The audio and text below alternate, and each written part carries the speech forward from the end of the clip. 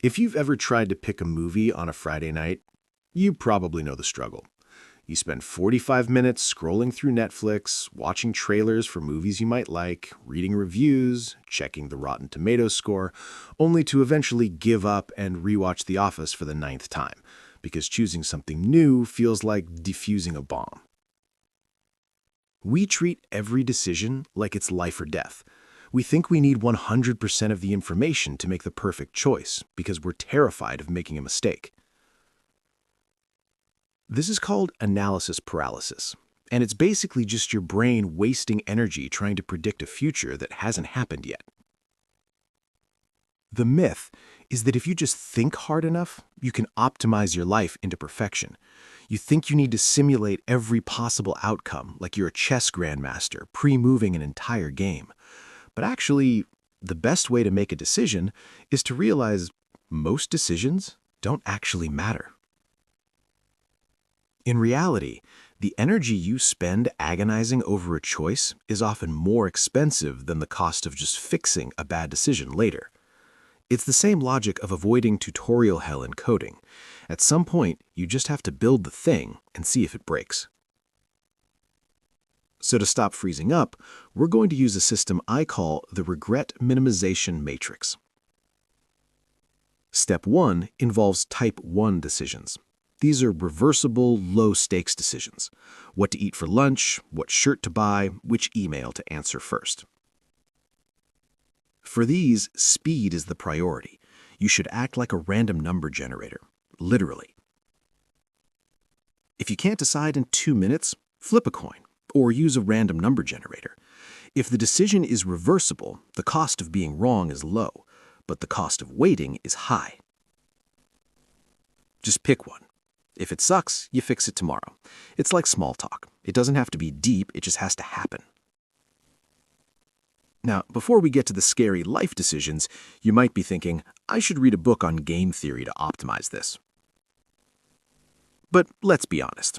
You're not going to read a 400-page book on decision fatigue. You're going to buy it, put it on your shelf, and then stare at it guiltily for 6 months. That's why you should use today's sponsor, Shortform.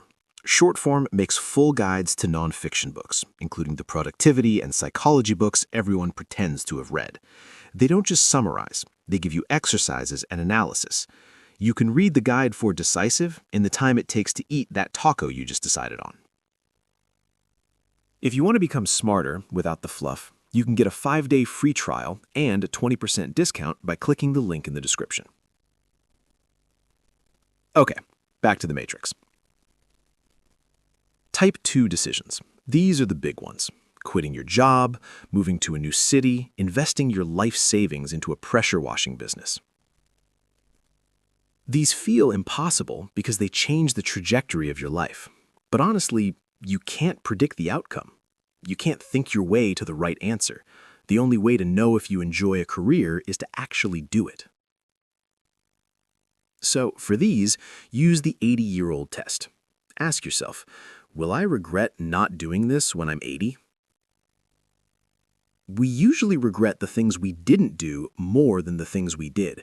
If the old version of you would be annoyed that you didn't try, there's your answer. And if it goes wrong, well, at least you have a story for your memoir. But what if you're stuck between two good options? Like, should you go to the gym and get jacked, or stay home and play War Thunder? This brings us to the final trick. It's a glitch in the human operating system. You're going to flip a coin. Heads is option A, tails is option B.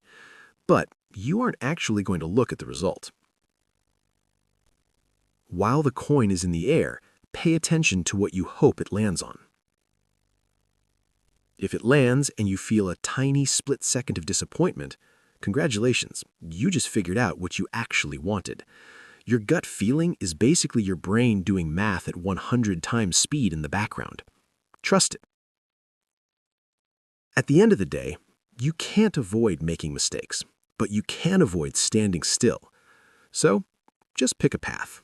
If it's the wrong one, you can usually just turn around.